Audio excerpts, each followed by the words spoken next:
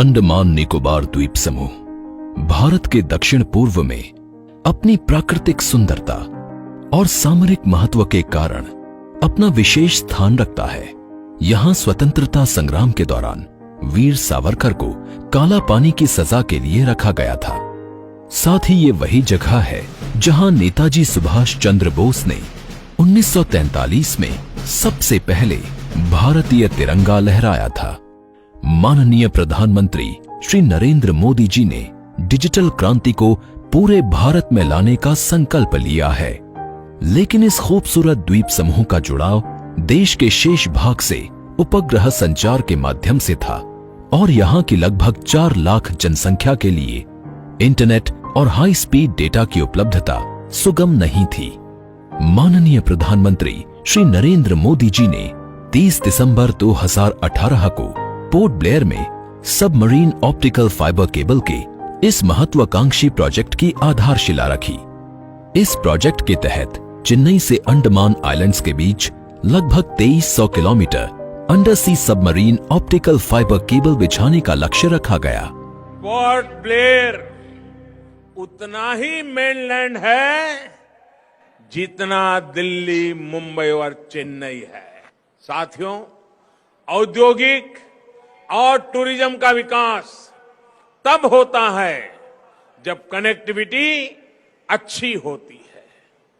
यहां की कनेक्टिविटी को मजबूत करने के लिए इस वर्ष फोन और इंटरनेट कनेक्टिविटी को भी बेहतर किया जा रहा है।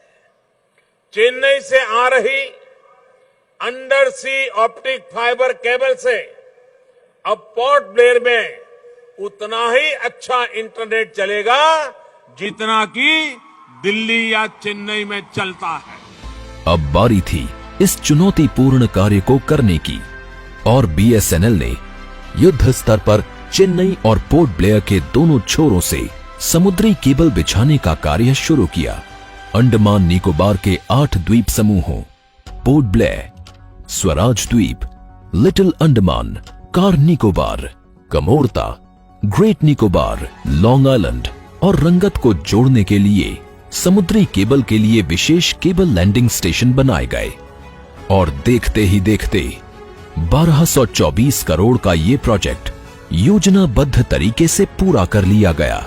आज पोर्ट ब्लेयर को चेन्नई और स्वराज द्वीप और लिटिल अंडमान से जोड़ने वाले 3 मेन सेगमेंट्स का शुभारंभ प्रधानमंत्री श्री नरेंद्र मोदी जी के कर कमलों द्वारा किया जा रहा है। इससे अंडमान निकोबार द्वीप समूह के निवासियों और लाखों पर्यटकों को इस इंफॉर्मेशन सुपर हाईवे से जोड़ा जा रहा है। सामरिक महत्व के इस द्वीप समूह पर भारतीय सेना की इंटरनेट जरूरतों को पूरा करने के लिए भी ये परियोजना लाभप्रद होगी। समुद्री ऑप्टिकल फाइबर केबल के जरिए भारतीय द्वीपों को जोड़ने की ये पहली परियोजना है। ये परियोजना इन द्वीपों के निवासियों के जीवन में बड़ा बदलाव लाएगी।